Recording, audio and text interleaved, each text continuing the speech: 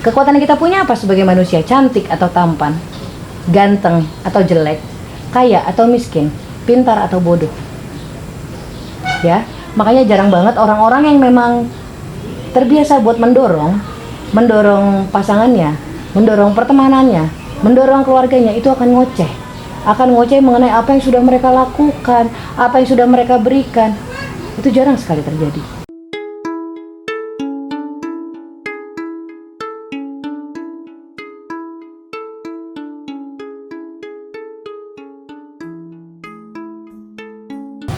Hai, saya lagi kembali ke Sounding. Sekarang kita mau membahas, ini satu video, 3 video satu hari loh, makanya baju saya nggak ganti-ganti, maafin ya. Kita mau membahas mengenai perilaku, dua perilaku yang sebenarnya hasilnya menurut pandangan mata manusia sama, menarik dan mendorong. Contoh kayak gerobak nih, kita dari sini perlu ke sini, ada gerobak, satunya ditarik, satunya didorong, sama aja, dia tetap akan nyampe ke sini. Nah, tapi yang akan menjadi berbeda ketika kita lakukan kepada manusia.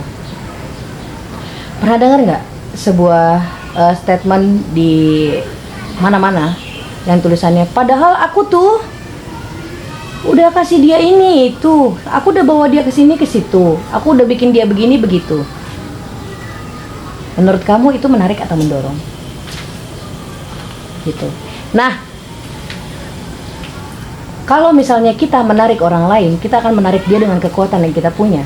Kekuatan yang kita punya apa sebagai manusia? Cantik atau tampan, ganteng atau jelek, kaya atau miskin, pintar atau bodoh. Tapi jika kamu mendorong dengan pemahaman dan dengan hati. Itu bedanya.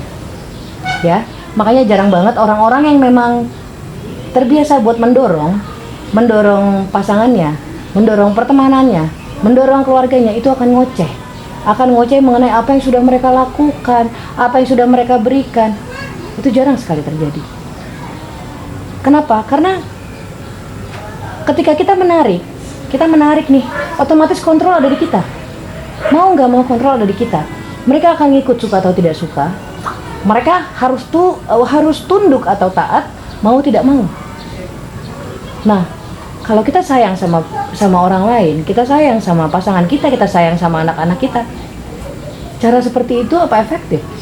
Bagaimana jika kita sebagai pemegang kuasa tidak ada? Bagaimana jika suatu hari saya harus istirahat sejenak? Apa yang terjadi dengan keluarga saya jika saya terbiasa untuk menarik? Mereka tidak bisa melakukan apa-apa karena tidak dibiasakan untuk melakukan apa-apa. Sedangkan jika kita mendorong, kita memberikan mereka pemahaman, kita memberikan mereka contoh, kita memberikan mereka kekuatan. Ayo, kamu bisa. Gimana caranya? Terserah kamu, lakuin aja. Yang penting kamu bisa. Aku percaya kamu bisa.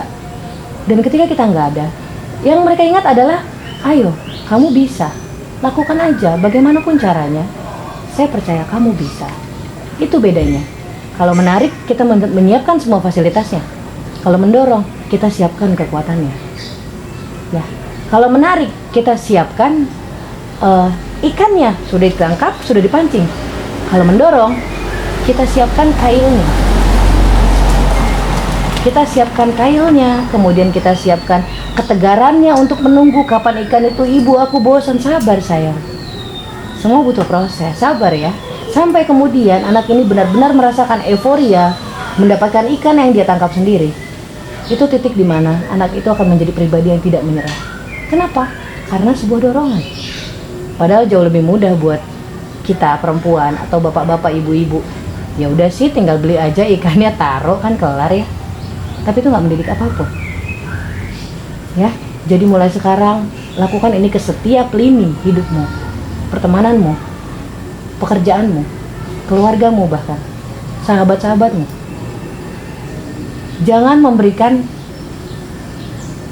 apa yang mereka perlu secara cuma-cuma, tapi berikan wadahnya, berikan caranya, berikan kekuatannya.